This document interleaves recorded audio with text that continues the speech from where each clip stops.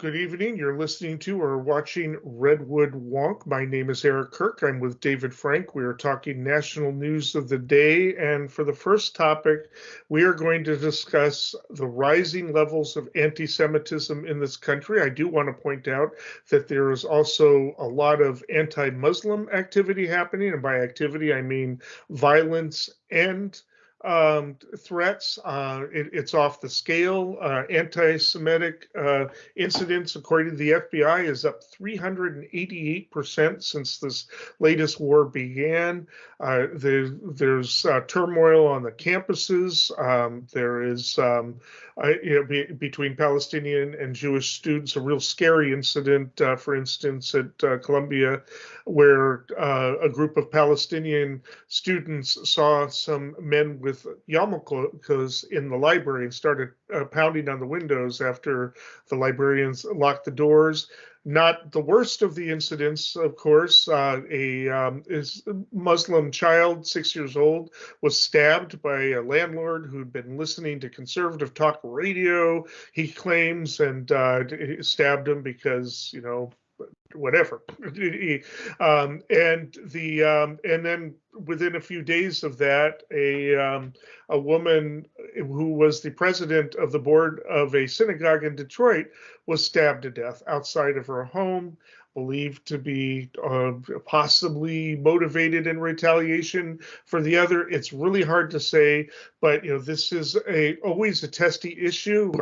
We deal with this a lot, just being involved in the media and the rest, but this is really hard issue to discuss, and yet we can't avoid discussing this because it is probably one of the biggest issues in the world right now going on, besides the Ukraine war. So there is a gentleman who is being charged with threatening the Nevada senator. She is Jewish. I'm forgetting her name at the moment, but he's facing federal charges. There are, anyways, massive issue, people making these threats and taking these actions. And we just feel that we have to discuss this. We can't afford to not, just bury this or try to stick our heads in the sand. We need to discuss this because this is something that is really going to the existential crisis within our country and around the world. There are so many ways to take it.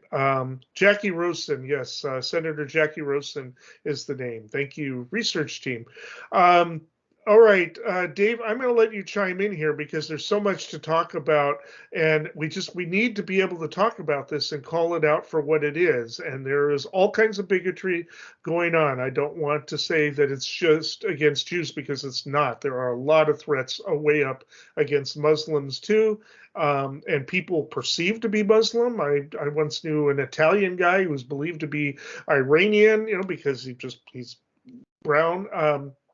People are going to get hurt, and this war, like similar wars in the past in the Middle East, has aggravated some very problematic issues we have in this country and around the world. Well, thank you for that setup. Yeah, this is really one of the hardest things, or the hardest thing I think we have ever really addressed as a topic, and maybe rightfully so because of the sensitivities and loss historically. But that said, we still, like, you and I are both, we have some thick skin. We're willing to take some criticism and kind of get on the record of our thoughts on this. So it might be thankless, but I'm glad you've kind of prompted me to do so. Last week, I looked at it through one prism, which was that to a certain extent, there are the phrase, I guess, is deeply reductionist opinions out there where people have knowledge and they have opinions and beliefs, and then they lose all ability to consider subtlety.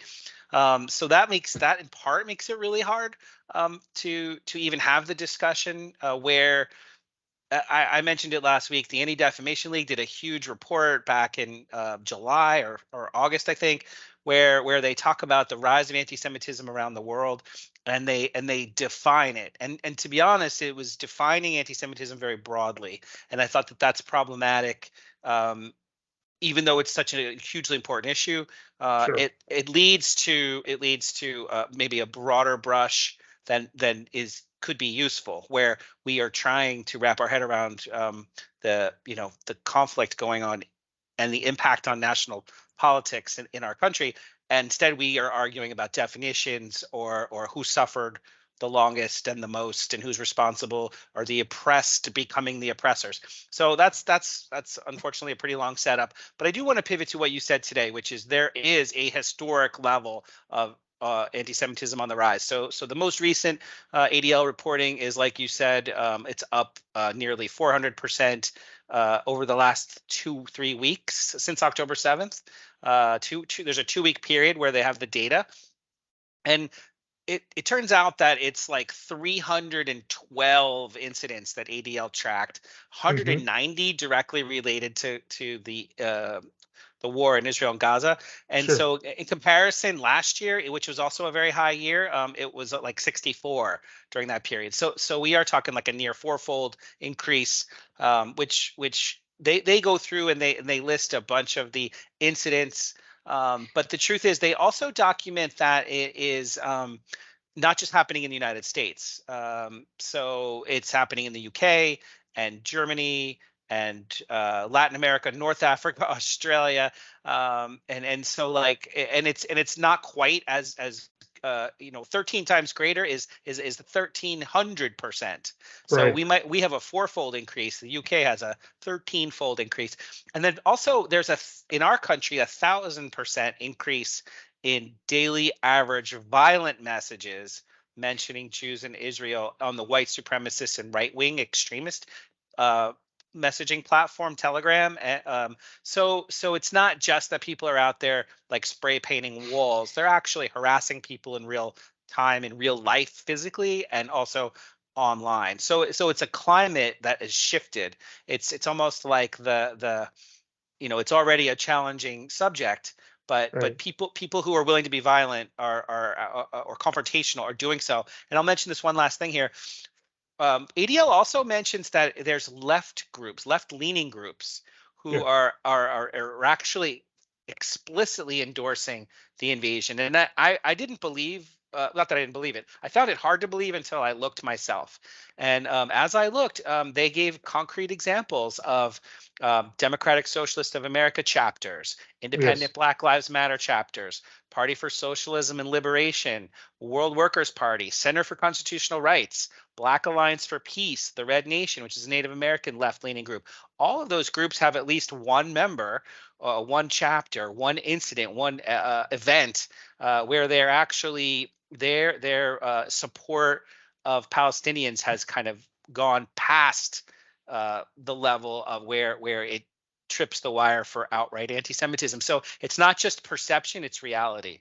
Yeah, I do have to say, because last week I kind of slammed DSA, an organization I used to be involved with, Democratic Socialists of America, and I received an email afterwards telling me that it's not uniform it's not an official DSA position. There are chapters that are still against this, and as we pointed out, AOC herself attacked some of the anti-Semitism that was in the in that particular demonstration.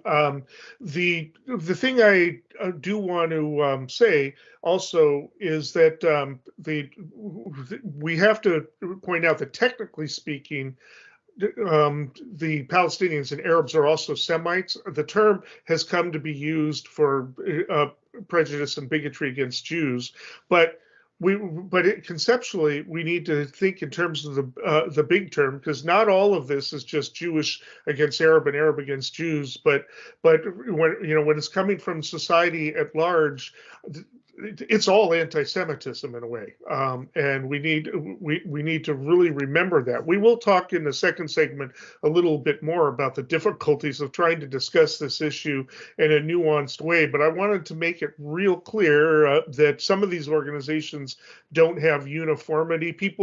The Party for Socialism and Liberation, which is actually an offshoot of Workers' World's Party, used to be a Trotskyist, now is kind of neo-Maoist. It's a complicated story. They seem to be pretty uniform in their calls, and even outright apologists for what Hamas did that started all this. And we don't want to get too far into the weeds of this, but the Hamas came to power in Gaza in 2007. There have been conflicts 2008, 2014, 2018, and now 2023, each of which started with Hamas aggression against Israel. And you'll see people say, well, yeah, but that's because Israel shouldn't even exist. You will see that. And there's a lot of debate about what from the river to the sea means. And if you're pro-Israel, you see that as a genocidal call. Other people are just saying it's just nationalism and that there shouldn't be a Jewish state there. It's really hard, but the problem is with the history of this and the history of pogroms and oppressions of Jewish people who were scattered all over the planet 2,000 years over the past 2,000 years and going back to find a home.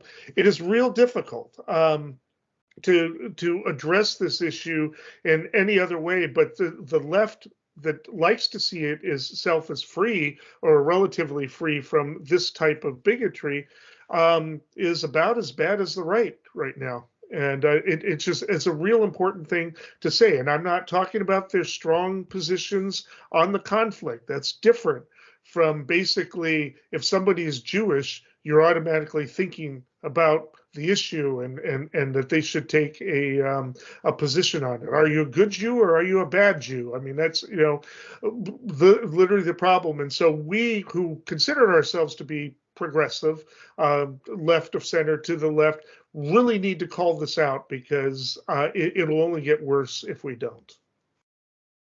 I think part of the takeaway what you just said is you can't project onto any entire group what you are learn from the experience of listening to, reading, talking to an individual. Each individual is different. Projecting onto groups is problematic.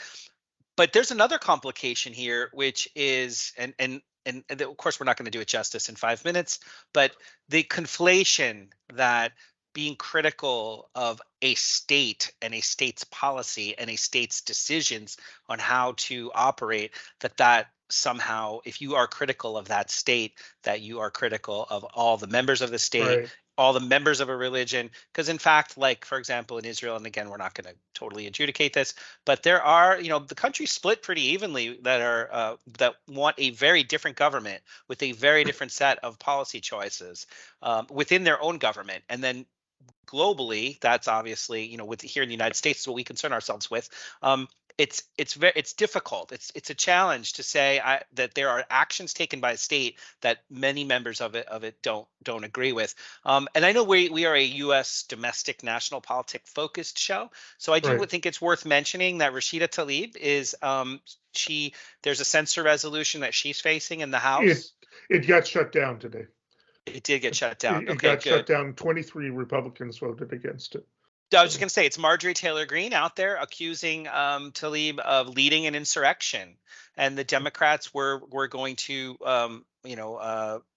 some Republicans were going to break ranks, and that's what happened. I guess it was, I'm estimating 23 Republicans joined to shoot it down because the language in there, the justification was that censoring Tlaib for this, it's inaccurate. She attended a peace protest, and saying that she orchestrated it when she didn't. She just spoke at it, and then saying that it was an insurrection when it was a protest, not an insurrection. That's where we are politically. Yeah. Uh, And let me just say this real quick. The things that she's being accused of, it gets to the crux of what I was talking about before. I don't. I guess that's worth reading, right? It's just her quote. She's basically said she's calling on Israel to, quote, lift the blockade, end the occupation, dismantle the apartheid system that creates the suffocating, dehumanizing conditions that lead to resistance. The failure to recognize the violent reality of living under siege, occupation, and apartheid makes no one safer. No person, no child anywhere should have to suffer to live in fear of violence. She added, we cannot ignore the humanity of each other as long as our country provides billions in unconditional funding to support the apartheid government. This heartbreaking cycle of violence will continue. That's the kind of thing that people need to discuss. It's mhm, critically. right. Where is this coming from? How accurate is it? What do we do about it? But Sure. instead, we break off into our two camps, and we point fingers and we devolve, and that's unfortunate. A lot of debate about the appropriateness of using the word apartheid here. The situations in South Africa and and in Palestine, Israel are much different. For one thing, the African National Congress, which was the primary resistance against apartheid, took a staunch policy that they did take up arms, but it was military and industrial targets. They didn't target. At least as a matter of policy, civilians deliberately. There were mobs that did kill civilian white people and the rest, but it was not an ANC policy. They didn't plan it out that way. Hamas is a little bit different, and we have to, we can talk about that. And whether it's apartheid, there are a lot of things that people don't realize. For instance, you'll say, well, this is white colonialism coming in. The majority of Israelis are not white. If you take the Jews alone, the Jewish population, the Sephardim, the people who are either Asian or local to the area who were there, are about 55% of the Jewish population. The Ashkenazi, those come from Europe, are about 45. Then, if you throw in the fact that 20% of the population is non-Jewish Arab, it gets reduced to about a third white, maybe a little bit more, maybe about 36%, depending on it. This is not a white country. So let's be real careful about it. But there's so much more to say, but we're out of time.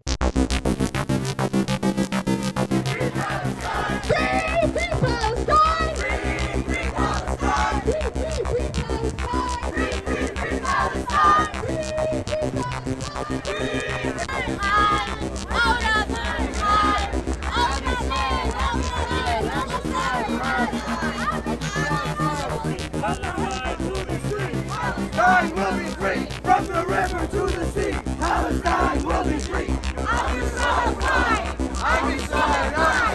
I can so high. All the people all the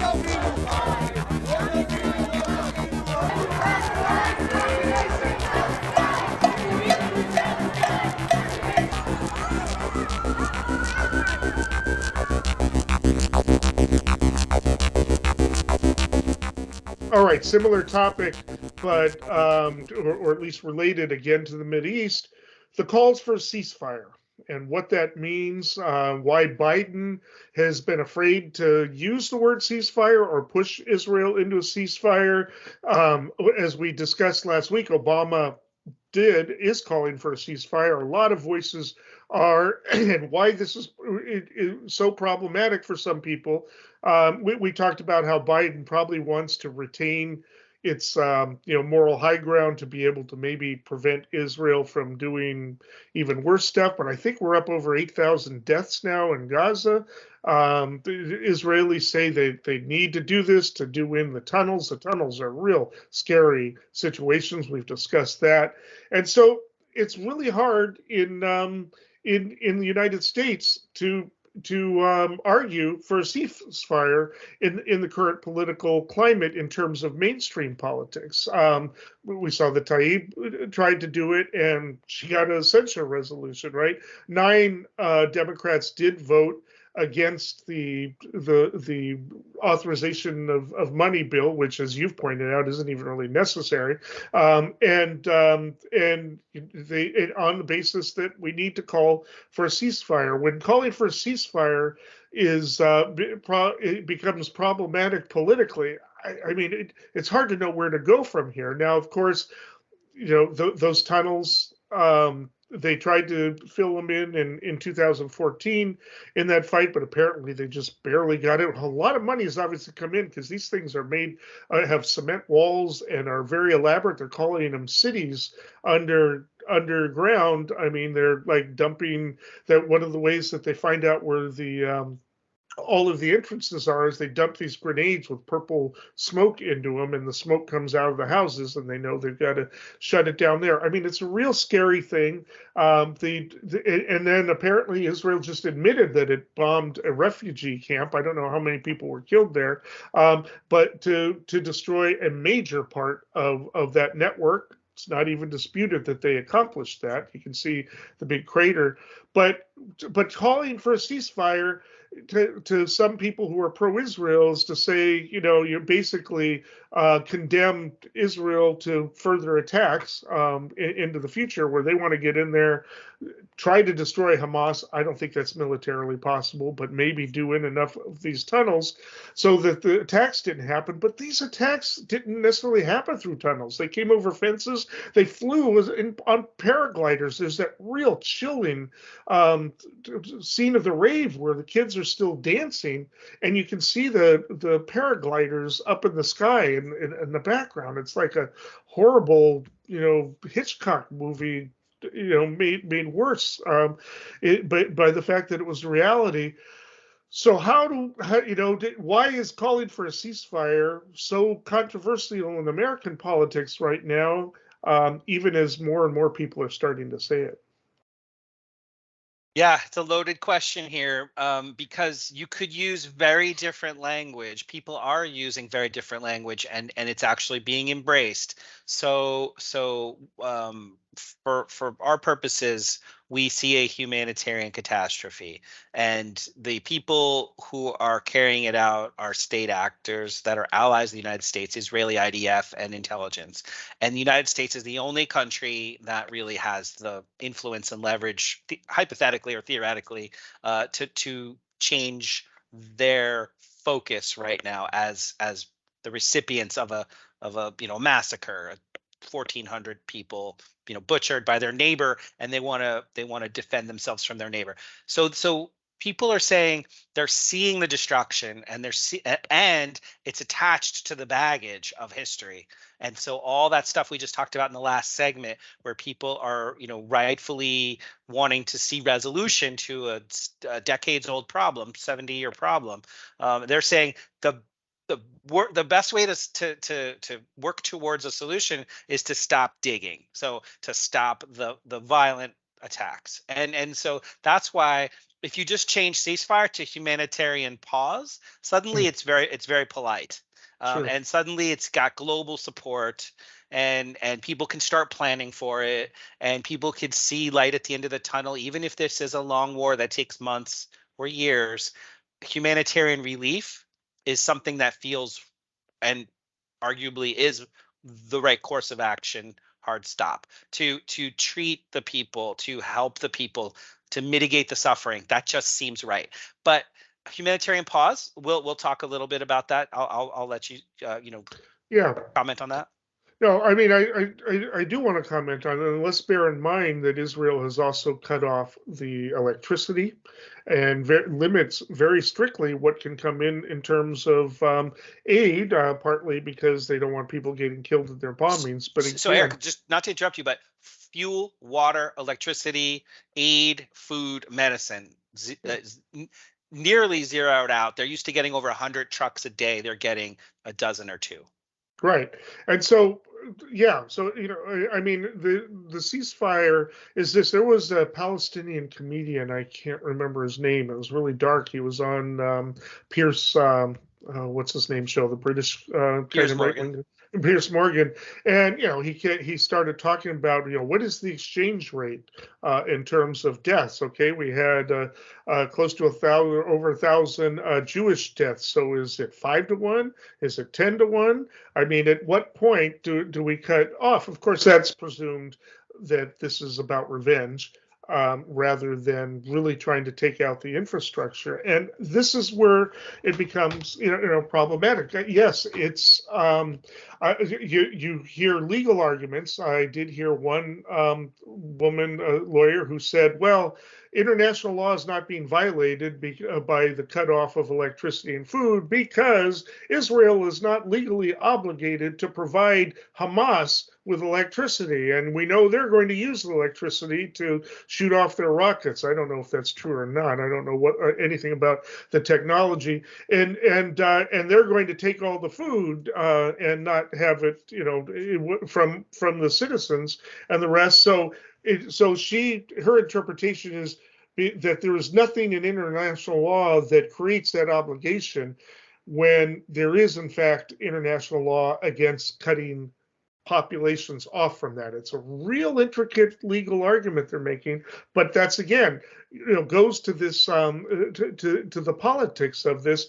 Apparently, saying ceasefire is considered to be pro-Hamas in some circles. I mean, it's just it boggles the mind how we've gotten here.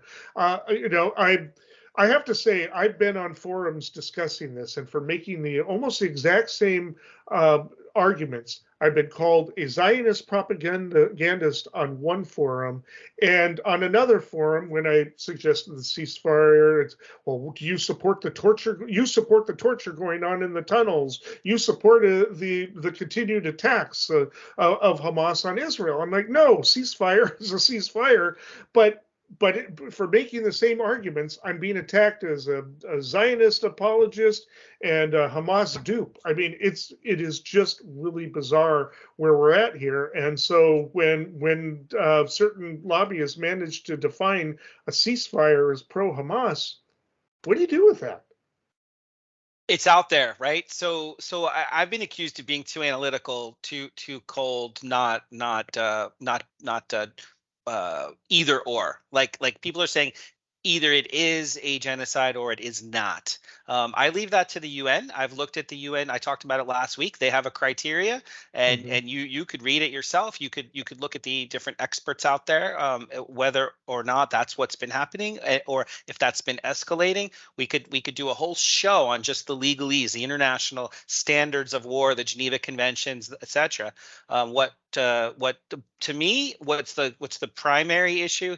Number one is to mitigate the suffering. But second to that is the people who are really angry at the suffering, they are in a position to make the world a very unstable place. The potential for escalation is so close at hand. Not to be alarmist, but Yemen's Houthi government has formally declared war against Israel.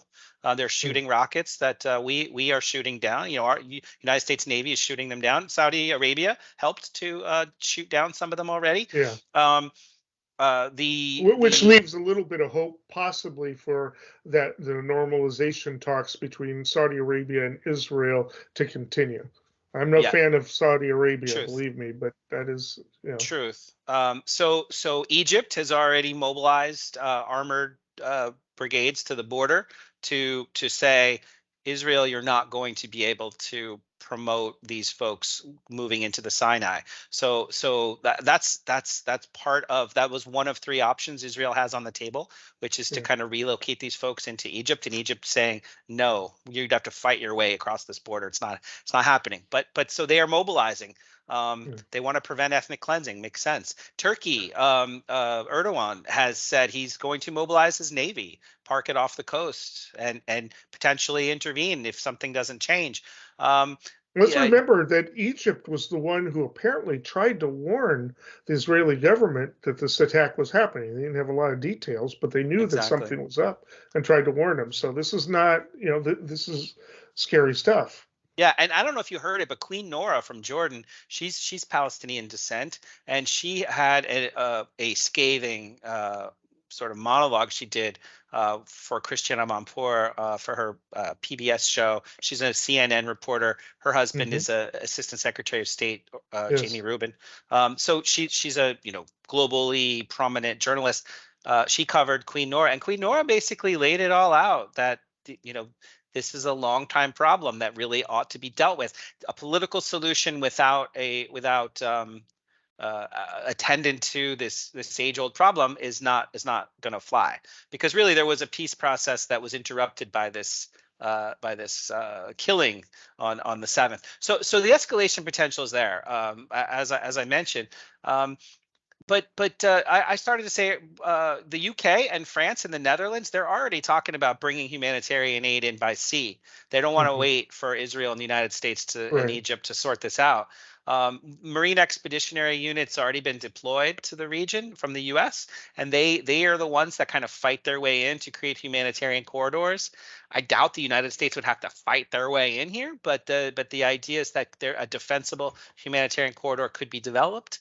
And so there are some signs of the the demand side for humanitarian relief. Right. So, but bringing that back to the United States, I mean, the United States is the Israel ally. Biden doesn't want to say anything that disrupts that. I have to say, I have, just like with the Ukraine war, I have to respect Joe Biden's staying even tempered and being very cautious, about what he says and how he says it. It's, for somebody who is supposedly, by his opposition, senile, he's handling this masterfully. He's even getting compliments from Republicans about it. But but there comes a point, though. Okay, that is the position of the United States, to back Israel for now.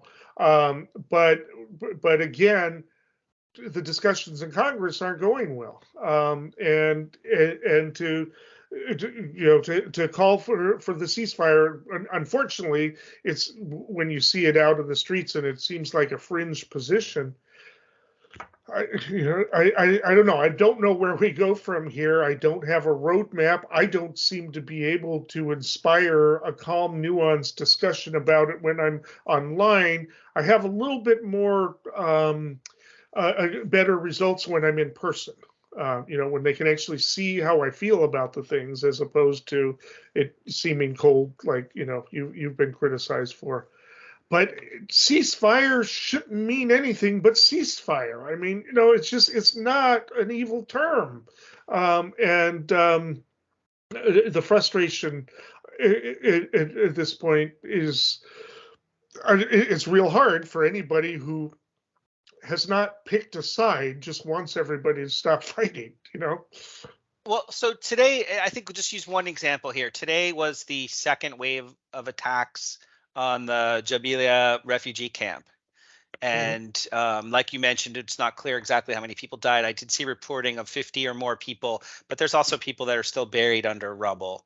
And so if you look, and again, like I said, at the granular level, if you look at Israel's position, the IDF, the Israeli Defense Forces spokesperson, Lieutenant Colonel Richard Hecht, he said basically, we used precise intelligence and we killed the head of their anti-tank missile unit, and he gave his name. That was yesterday. And then today he said, they said we actually also killed another high value target I think it was the guy who might have been the architect of the October 7 attack. I'm not sure. He was a local from what I saw, he was a local commander of that refugee camp. And so when pressed, but you targeted one person in each case, and you killed dozens of people in each case. And and the position was, this is a tragedy of war. There's a quote, "This is a tragedy of war. As you know, we've been saying for days, move south. Civilians who are not involved with Hamas, please move south." But the interviewer still went along and said, but when you attack a high value target in a civilian population, that's a rule of war violation. It violates the Geneva Convention. And they said, yeah, well, this is there's many terrorists there. This is how it works.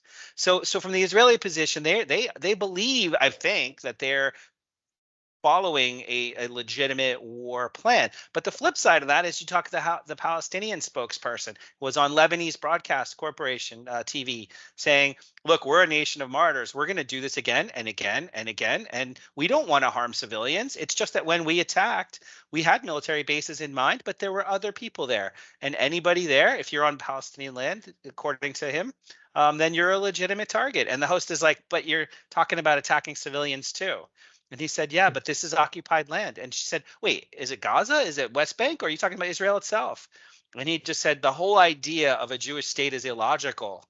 So we could go on and on, but the idea is that it's so highly technical that when you go on how you feel, you go on your empathy, but you base your policy choices on empathy. It's not how it works. And I think, like you said, this administration is walking a real tightrope here. Because it's a Civil War provision in the Constitution, there was some litigation around this clause back in the 19th century. But and it has been tested not for a presidential election, but for lower offices. For example, in New Mexico, a county clerk was removed because he was someone who actually had been at the Capitol on January 6th. So, but in terms of a presidential election, of the kind of litigation that we're seeing now, no, it's untested in that context. Every state has its own rules for putting candidates on the ballot. And so this could come up in each and every state. And obviously, President Trump seeks to be a candidate in all the states around the country.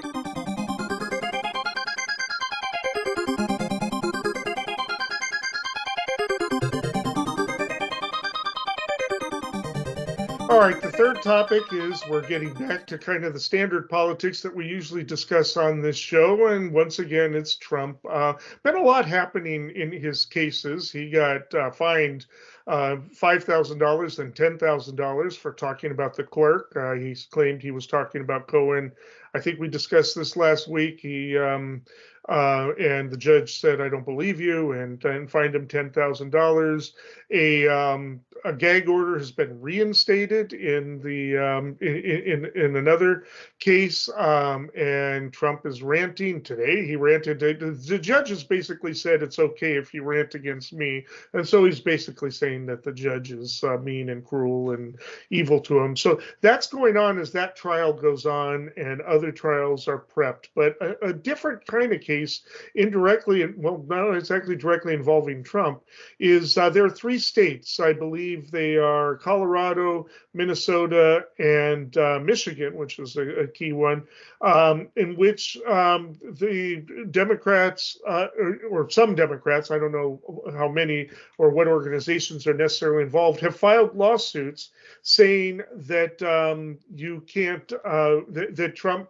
should not be allowed to be in the, to run for president or be president based upon, or appear on the ballot based upon the fact that he was he participated in an insurrection. So the lawsuit in Colorado is actually in trial right now. Today, a motion was made by Trump's attorneys to have it dismissed. That was declined. But there are a lot of complicated issues here in terms of, whether or not the 14th Amendment even applies. I'm going to read real quickly the applicable portion. It's Section 3 of the 14th Amendment. It says, "No person shall be a senator or representative in Congress or elector of president and vice president or hold any office, civil or military, under the United States or under any state who, having previously taken an oath as a member of Congress or as an officer of the United States or as a member of any state legislature or as an executive or judicial officer of any state to support the Constitution of the United States, shall have engaged in insurrection or rebellion against the same or given aid or comfort to the enemies thereof. But Congress may, by 2/3 vote of each house, remove such disability." So this was passed, during the civil and right after the Civil War, because they didn't want the Confederate leaders coming right back into power.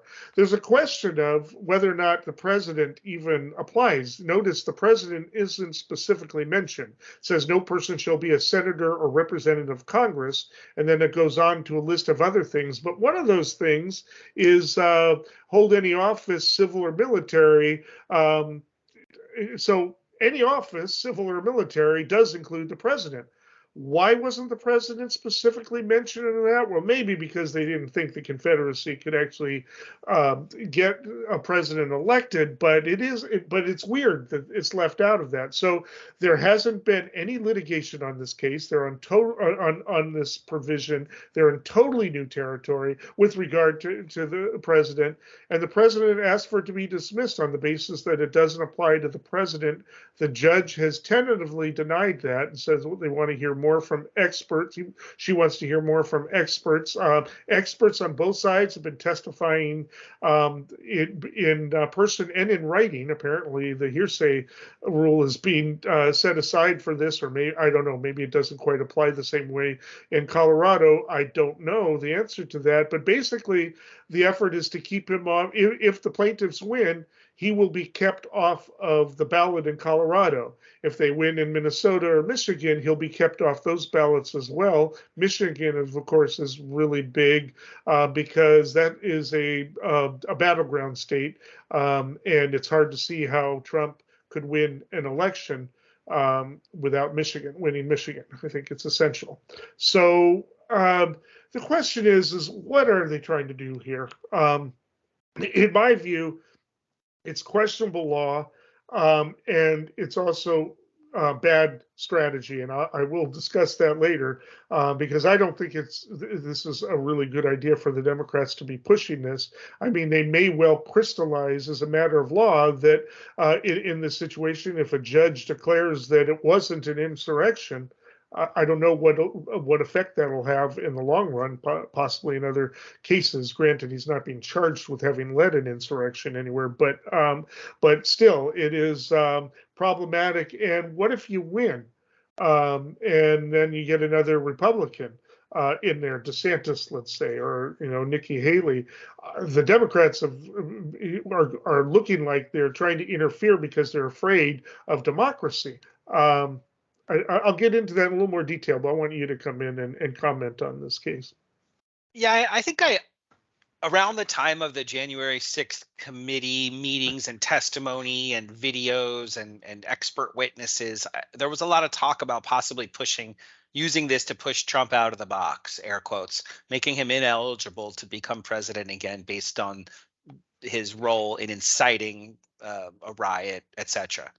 And then this takes it one step further and saying, actually, and I've seen legal experts testify to this, that they believe this is true, that because of his actions, it's like being 35 or not 35. Either you did reach the right age or you didn't. They're saying Right. that this amendment, either you were someone who motivated an insurrection and aided and abetted, or you're not. And because he is, there has to be some legal recourse in some way. And so you take that argument one step further, you take it to the state courts. In this case, it's 6 voters in Colorado who are the plaintiffs. The judge is kind of on the spot because there are 14th Amendment versus First Amendment balancing, or like what did Trump say and what was the impact. So like one of the experts is Peter Simi, professor of sociology at Chapman University, expert on political extremism. He's basically saying everybody knows, their own eyes tell them, the evidence is there that Trump had a verbal public exchange with groups like Proud Boys and Oath Keepers. So we know he's involved with them. And that take it the next step. You look at when the amendment was ratified. The insurrection meant, quote, any public use of force or threat of force by a group of people to hinder or prevent the execution of the law. And he said the word engaged meant any voluntary act in furtherance of an insurrection, including words of incitement. So that's where the case is going. Was Trump the inciter? And so the defense has said, well, actually, there was no imminent. His words. They used a precedent case law that there was no imminent threat from Trump's words. So did he have a First Amendment right to say what he wanted to say? Because the standard is, quote, directed to inciting or producing imminent lawless action, and, quote, likely to incite or produce such action. So that's where the legalese is. They're trying to say, look, this is what happened. He said this, but to be honest, it wasn't. They're saying this, it wasn't enough. It wasn't incendiary enough to qualify. And so that's the how many angels can dance on the head of a pin kind of Right. conversation that they're engaged in currently in the courtroom. Yeah, I mean, they're going to have to debate the meaning of the word insurrection, the legal meaning. We don't, there's no case law to go on, right? The judge is Sarah B. Wallace, and basically what happened, the procedural situation here is the plaintiffs, and you mentioned it's six voters. The plaintiffs made their case, and they concluded their case, and at that point, if the defense believes that they haven't made a case to be considered, they make a motion for what's called a directed verdict, which is to basically say we don't need to even present any evidence. There's nothing here. The judge has not rejected that to say that there's anything here, but this is very careful. She says that there are significant legal issues, many of which have never been decided by any court. She needs to really take into consideration, probably do her own research. In California, when you make a motion, it's very often it's taken under submission, which is, sometimes judges will rule straight from the bench like they do in all the movies. So, okay, I've read this, I've heard your arguments, and this is decided. But in most cases, if it's a complex motion, the judge is going to take it under submission. In California, they have 90 days to issue a decision. And they can even expand that if they want by saying, I need some more briefing on this issue, and like they can expand it. So, this judge probably isn't going to make a decision at the conclusion of trial. This is a huge deal. But as I said, I don't think she's convinced. She's letting it go to hear what the defense has to say, but it's not a good sign, that certainly not a slam dunk that the plaintiffs have convinced her. Yeah, I think that's definitely the case, that there's a lot left to be decided here. One of the other defenses that Trump's team put forward was, you're saying that this was incitement, but look at all these cases where Democrats use the word fight or the words fight like hell, which are similarly violent and insightful. And really, that's just protected free speech. And they gave a 3-minute montage with President Biden, Vice President Kamala Harris, Hillary Clinton, Senate Majority Leader Chuck Schumer, former House Speaker Nancy Pelosi, Senator Bernie Sanders, Senator Elizabeth Warren, and others. And just showing like, look, political rhetoric is protected speech. That's part of their claim. Right. But the problem with that is that it wasn't in conjunction with an attempt to disrupt the counting of the electors. Even if you've said something that generates violence, even if it was intended to do it, that doesn't make it an insurrection. It could be illegal, but it doesn't make it an insurrection. Absolutely. And like you said, there's a few things to be determined here. One of the so two things come to mind. I'll go small ball and then I'll go big picture. Small ball in Michigan, the court is hearing a Trump appeal. So Trump filed the lawsuit to get that similar process thrown out in Michigan, and his claim there is that the Secretary of State doesn't have the authority to disqualify someone from the ballot on these grounds. It's not written anywhere. It's not a specified rule. That's their claim. And the group that filed this case is Free Speech for People. So we'll see that they also filed this case in Minnesota too. So there are other avenues of trying to say like this is not the way to do it. And so big picture, I saw former Governor Chris Christie running for president, and one of the things that he said was, there were several people who were charged with insurrection on January 6th. There were I think two people that were convicted of insurrection on January 6th, but Trump's not one of them. So he's not even being charged with it. So it's really hard to justify disqualifying a candidate from the ballot when he's not charged with the thing that you're saying that you need to disqualify him for, which, on the surface makes sense. But more importantly, I think what he added to the conversation was that this is not the best way to prevent Trump from returning to office. The best way to prevent Trump from returning to office is to beat him on the merits. And then the winner of the next election will be vindicated or solidified in their position, knowing that the people made the choice and that it wasn't the courts. This was not sort of blocked through the court system through a technicality. Yeah, like I said, this is. I actually think this is a mistake. On the part of the Democrats. You don't want to be perceived as having, taken the by far leading Republican candidate out on what will be perceived by many voters as a technicality. Most people don't understand this lawsuit, these lawsuits, so I think I understand it, and what they're doing is they're pushing the issue so that it has to be decided one way or another. It could permanently neuter this part of the amendment if they say this was, if the judge says, this was really only meant for, the years after the Civil War. We shouldn't pay much attention to it anymore. And also, it's opening it up the possibility of floodgates. The next time anybody, Talib shows up at a rally, was that an insurrection or a rebellion? It's a big mistake, I think. It probably not a huge consequence if it wins in Colorado or wins in Minnesota, because Biden will probably take those states anyways. But Michigan is a big deal, and if this is decided, these are state judges, by the way, making these decisions. These are state court. The Sarah B. Wallace was appointed by Democratic Governor Jared Polis. So if she makes a decision, says that this wasn't an insurrection, she could probably avoid that. She can simply say, you know what, this doesn't apply to the presidency, and get away without having to move on to those issues. And you're actually supposed to, if you can avoid something, if your court making a big constitutional decision, one that could have a huge impact. So saying that the president doesn't apply to that wouldn't limit all the other cases against senators, congressmen, and everyone else. But I think this is it sort of conveys the Democrats are afraid of Trump, when really he's probably the best chance Biden has of winning re-election.